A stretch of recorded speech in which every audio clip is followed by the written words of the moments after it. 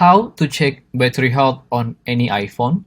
So the first thing you have to do is you want to go to your settings, and then you want to scroll down until you find battery right here. You want to click on battery,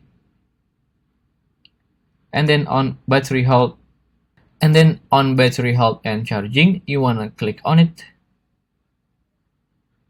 And then there you go, on maximum capacity is your battery health. If your battery health is 80% or above that, it is still an optimal condition.